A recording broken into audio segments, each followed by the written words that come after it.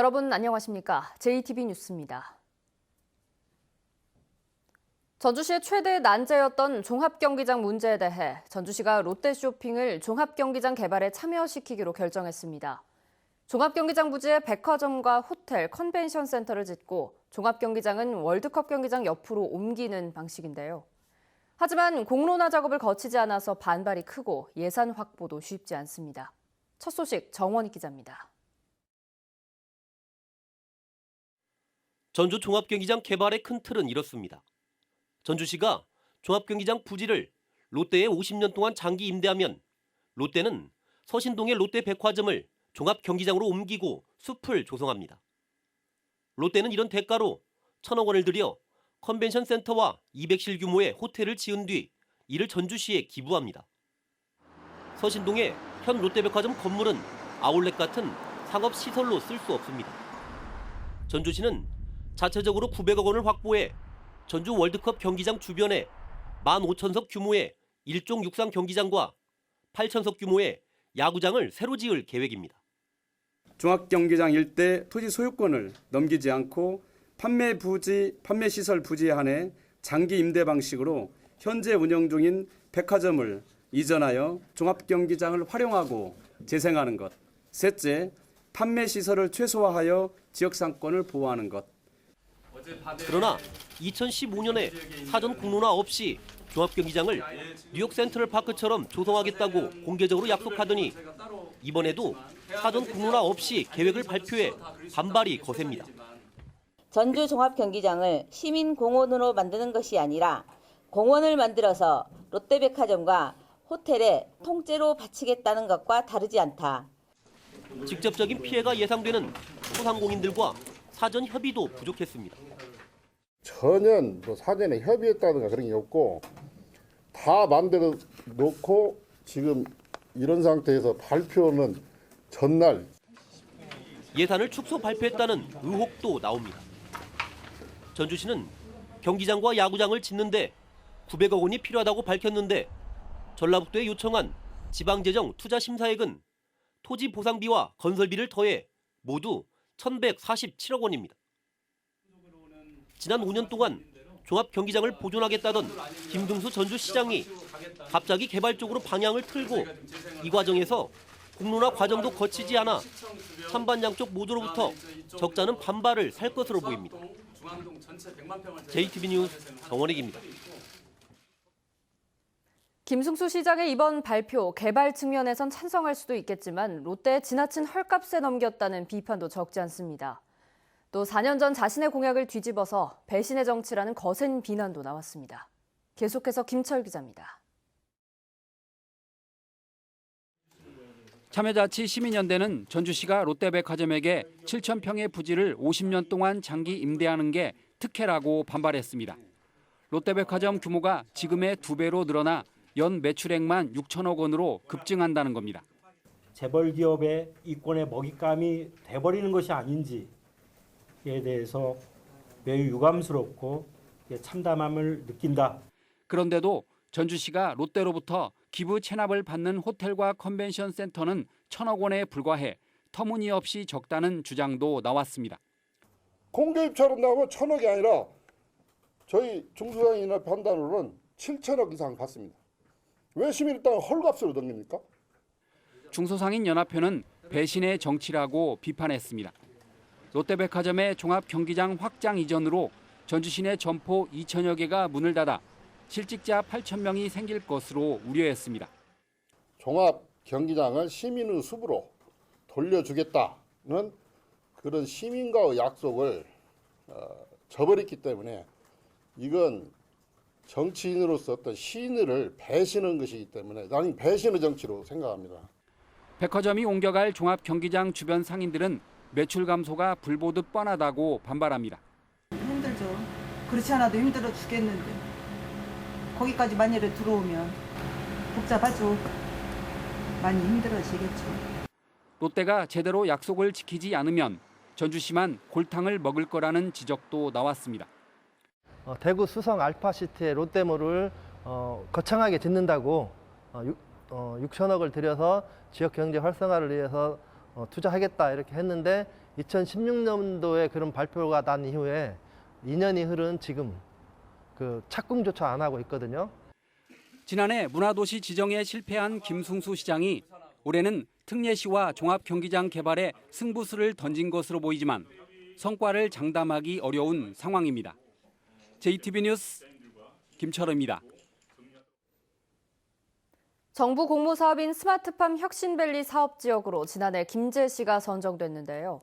오는 8월 착공을 앞두고 김제시가 일단 집안 조사에 나섰는데 주민들이 몸으로 막아섰습니다. 마을의 허파인 습지를 지키겠다는 겁니다. 오정현 기자입니다. 스마트팜 혁신밸리가 들어설 김제 백구면 한 마을. 공무원과 주민들 사이 승강기가 벌어집니다. 이거 난리 났구만. 큰일 났구만. 주민들 무시하는 거지.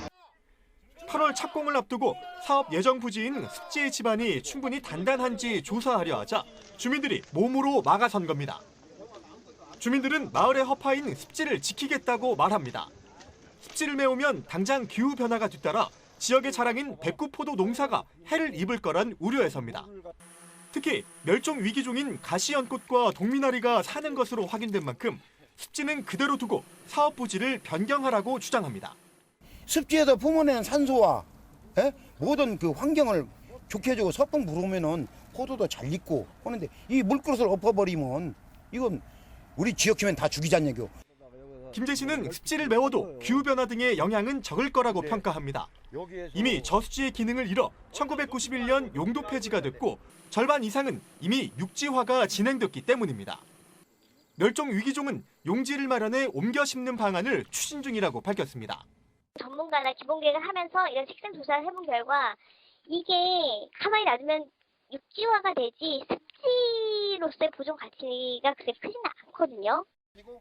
김제시는 이제와 다른 땅을 찾는 건 무리라는 입장이어서 주민들과의 갈등은 계속될 것으로 보입니다. JTB 뉴스 오정현입니다. 스마트폰으로 불법 주정차 차량을 신고하는 사례가 크게 늘었습니다. 어제부터는 횡단보도와 버스 정류장, 교차로와 소화전 주변 불법 주정차에 대한 단속 기준도 크게 강화됐는데요. 무엇이 어떻게 달라졌는지 하원호 기자가 정리했습니다. 보행자가 지나는 횡단보도에도 버스 정류장과 소화전 주변에도 차를 세운 얌체 운전자들. 이런 불법 주정차 차량에 대한 단속 기준이 대폭 강화됐습니다. 소화전과 교차로 모퉁이, 횡단보도, 버스 정류소 등 4곳은 하루 24시간 언제든 일부만 차를 세워도 단속될 수 있습니다. 소화전 주변 불법 주차는 과태료도 8만 원으로 2배 늘었습니다. 소방시설 주변이나 횡단보도 같은 데에서는 집중 단속을 해서 전주 시민이 안전하게 생활할 수 있는. 신고 방법도 간단합니다. 안전신문고 앱을 깔고 위반 유형을 선택한 뒤 1분 이상 간격을 두고 촬영한 사진 2장만 올리면 됩니다. 구청 단속반과 달리 이 스마트폰 앱을 통해 불법 주정차가 신고되면 사전 단속 안내 문자도 전송되지 않기 때문에 무엇보다 운전자들의 주의가 필요합니다. 문제점도 있습니다. 불법 주정차 주민 신고가 안전신문고 앱과 생활불편신고 앱으로 이원화되어 있습니다. 또 소화전이나 교차로, 횡단보도, 버스 정류소가 아닌 곳의 불법 주정차는 10분 간격으로 사진을 찍어야 하고 신고 횟수도 하루 2대 이하로 제한돼 있습니다. 2개의 앱으로 두 시스템으로 나뉘어져 있습니다. 그래서 혼란이 있을 수 있는 염려가 있습니다. 그래서 이걸 시민들이 불편하지 않게 편안하게 활용할 수 있도록 하나로 좀 통합하는 것이. 전주시는 앞으로 교통 전문가들의 의견을 모아 불법 주정차 단속 기준을 강화할지 결정하기로 했습니다. JTB 뉴스 하원호입니다. 민주평화당이 금융중심지 지정 보류 결정에 대해 정부 여당의 연일 맹공을 퍼붓고 있습니다. 전주에서 현장 최고위원회와 규탄대회까지 열고 정치 쟁점화에 당력을 집중하고 나섰는데요. 결국 민주당이 정치 공세를 중단하라고 나서면서 날선 공방으로 이어졌습니다. 송창용 기자입니다. 국민연금 앞 마당에서 천막을 치고 개최한 민주평화당의 현장 최고위원회의. 정동영 대표는 어부전이라는 신조어를 동원해가며 정부의 부산 눈치 보기를 비판했습니다. 어부전이라고 들어보셨습니까? 어차피 부산 때문에 전주는 안 된다 하는 것이 오래전부터 금융가에 떠돌던 얘기였습니다. 금융중심지 지정이 보류된 뒤 민주당 전북도당이 아쉽지만 존중한다는 논평을 낸 데 대해서도 공격이 이어졌습니다. 정부의 눈치를 보고 부산을 대변하는 이런 논평, 이런 무책임한 행위 이제 중단되고 범정치권이 함께 힘을 합쳐서 김광수 사무총장은 통합 LH를 경남 진주에 빼앗긴 아픈 과거를 언급하며 전북 홀대를 강하게 비판했습니다. 또다시 부산의 반대에 가로막혀서 우리 전주의 제3금융지가 조성 안 되는 것은 정말 이건 전북에 대한 홀대, 부산 눈치 보기에 아주 정점 크게 달했다. 민주평화당이 최고위원회에 이어 풍남문광장에서 규탄대회까지 개최하자 민주당 전북도당은 성명을 통해 도민 갈등과 분열만 부추기는 정치 공세를 그만두라고 비난했습니다. 하지만 평화당은 다시 논평을 통해 정부와 부산 정치인 또 전라북도와 민주당 전북 인사들을 이른바 삼적으로 규정하며 공세 수위를 더욱 높였습니다. 21대 총선을 앞두고 대선 공약인 금융중심지 지정이 표류하면서 여야의 정치 공방이 일찌감치 가열되고 있습니다. JTB 뉴스 송창용입니다. 1년 앞으로 다가온 21대 총선 연속기획 마지막 순서입니다. 지난 총선에 이어서 다음 총선도 다당제 구도로 치러질 가능성이 큰데요. 정계 개편에 따른 주요 인사들의 거취와 정치 신인들의 등용 가능성 등에 관심이 쏠리고 있습니다. 이승환 기자가 보도합니다. 내년 총선에서 민주당과 평화당의 대결은 정당대 인물 중심의 구도가 될 전망입니다. 민주당은 앞선 지지율을 바탕으로 정당과 조직을 내세우고 평화당은 현역 의원들을 중심으로 인물론에 주력할 것으로 보입니다. 평화당은 노무현 정부 청와대 수석을 지내고 현역 비례의원인 박주현 의원까지 전북에서 출마할 예정이어서 현역 의원만 6명이 됩니다.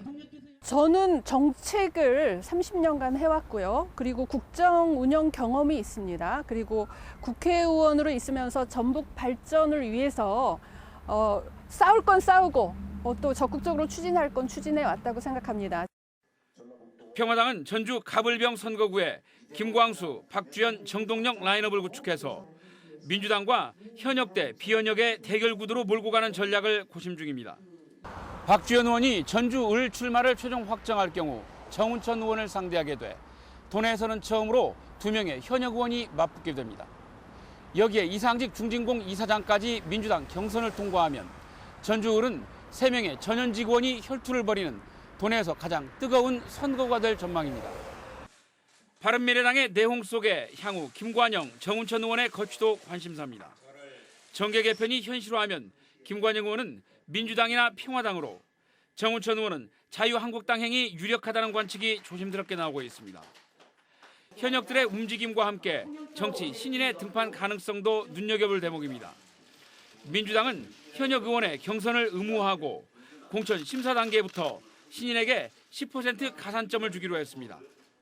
현재 민주당으로 출마를 저울질하고 있는 신진 인사는 김수웅 국회 사무차장을 비롯해 모두 10여 명. 이들이 얼마나 기존 정치인의 벽을 넘어 본선에 오를지도 내년 총선의 관전 포인트입니다. JTB 뉴스 이승환입니다. 군산시가 2022년까지 새만금 지역에 태양광 발전소를 짓겠다는 계획을 내놨습니다. 3천억 원의 시민 투자를 받는 시민 참여형으로 사업을 추진하기로 했습니다. 김진형 기자입니다. 군산시가 육상 태양광 발전소를 추진하는 새만금 지역입니다. 새만금 내수면에도 수상 태양광 발전소가 추진되고 있습니다. 군산시가 새만금 지역에 추진 중인 태양광 발전소 건립을 위한 구체적인 계획을 내놓았습니다. 군산시는 2022년까지 200메가와트 규모의 육상과 수상 태양광 발전소를 짓기로 했습니다. 사업비는 3,700억 원으로 이 가운데 80%인 3천억 원은 시민 투자를 받아 충당하기로 했습니다. 군산시는 이를 위해 내년에 100억 원을 출자해 시민 기업을 설립할 방침입니다. 태양광 발전소 운영으로 해마다 발생되는 7%대의 수익은 투자자 배당과 미래 세대를 위해 사용하는 방안을 검토하고 있습니다. 태양광 사업이 제대로 돼야만이 우리 지역에 그런 업체들도 많이 들어오고 이렇게 해서 군산이 새로운 이런 산업 구조 어떤 패러다임도 변화를 시켜가면서 군산 경제가 살아날 것 같으니까. 그러나 태양광 발전소 사업 부지 확보와 관련해 새만금 개발청과 논의하고 있지만 아직까지 확정된 것은 없는 상태입니다. 지역 경제 활성화를 위해 추진하는 새만금 태양광 발전 사업이 계획대로 추진되기 위해서는 부지 확보가 최우선 과제로 떠오르고 있습니다. JTB 뉴스 김진영입니다. 민주평화당이 금융중심지 문제와 관련해 더불어민주당의 맞짱 토론을 제안했습니다. 평화당은 자신들의 규탄 대회를 정치쇼로 규정한 민주당 전북도당에 대해 금융중심지 지정은 문 대통령이 약속한 국정과제를 수행하는 일이고 전북의 친구라던 말에 책임을 지는 것이라고 반박했습니다.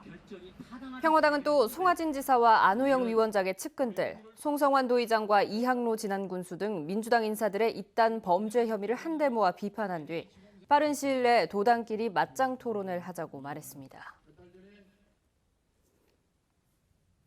협회비 수억 원을 횡령한 혐의를 받고 있는 도내 한 장애인협회 회장 이모 씨가 구속기소 의견으로 검찰에 송치됐습니다.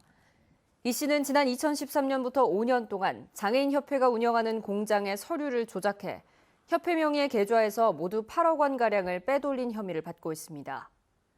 경찰 조사에서 이 씨는 협회를 위해 돈을 사용했다며 혐의를 부인한 것으로 알려졌습니다. 오늘은 가끔 구름이 많겠습니다. 한낮 기온은 무주 24도, 전주와 익산 22도, 김제 20도 등으로 어제와 비슷하게 포근하겠습니다. 미세먼지 농도는 보통 수준 보이겠습니다. 대기가 차차 건조해져서 화재 예방에 각별한 주의가 필요합니다. 당분간 예년보다 따뜻한 가운데 일교차 큰 날씨가 계속되겠습니다.